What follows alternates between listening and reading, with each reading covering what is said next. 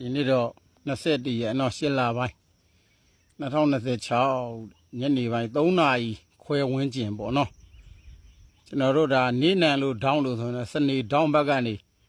တန်ပါနဲ့ခုံပေါက်သွားတယ်ဗျာနော်မြင်းကလေးတစ်ခုလှုပ်ခတ်သွားတယ်အဲ့လောက်လှုပ်ခတ်တဲ့တန်နဲ့နေထားနေဆိုရင်တော့ဒါ4 point ကျော်လောက်ပြင်ဗျကျွန်တော်တို့မန္တလေးတိုင်းထဲမှာဆိုရင်တော့ဒါပျော်ပွဲမိထီလာကြောက်ဆယ်ဒီဝန်းကျင်နေမှာပဟိုပြူတာတော့မသိဘူးတော်ပြင်းနေဗျ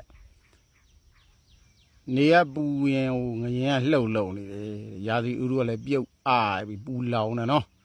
တော်တလင်းရဲ့ဥတုမျိုးပဲဗျဝါကောင်လဆိုပေမဲ့အင်္ဂလိပ်လလို့ပဲပြောကြသူဗျ8လပိုင်း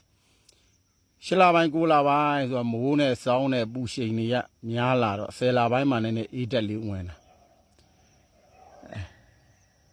ရာသီဥတုကပြုတ်အိုက်တာပေါ့နော်မိုးရွာပေမဲ့လည်းမအေးဘူးလူရာသီကစိုးသုံးပဲကဲမြင်းကလေးကတော့တော်ပြင်းနေဗျာနော်ခယူးဆိုင်ကြပြီနောက်ကျနိုင်ငံကြီးကြီးကျယ်ကျယ်ကြီးတွေတချို့နိုင်ငံကြီးတွေလည်းနာမည်တွေနဲ့တော့ပေါ့ဗျာနော်ဒါဗင်နီဇွဲလားတို့ဘာတို့ကစပြောမယ်ဆိုရင်9နိုင်ငံရှိပြီခွန်တက်သမားကြော်တွေလှုပ်သွားတာကျွန်တော်မှတ်ထားတယ်ဗျာနော်မြင်းကလေးကလည်းပါမစ်ရတာလားဗီဇာရလားမသိဘူးပတ်ပြေးနေတယ်ဗျတော်များများထီကိုအားလုံးဘေးဥပအန်တရယ်များကင်းရှင်းပါစေဗျာရေကြီးတဲ့ရက်ဒီတာတွေမှာလှုပ်မယ်ဆိုရင်လည်းဒါပူဆိုးမှာဗျာနော်မြေတွေကအိနာဆိုတော့တော်ဆိုးရင်ဝယ်ရရှိတယ်ဗျမြင်ကလေးလှုပ်ချက်တွေ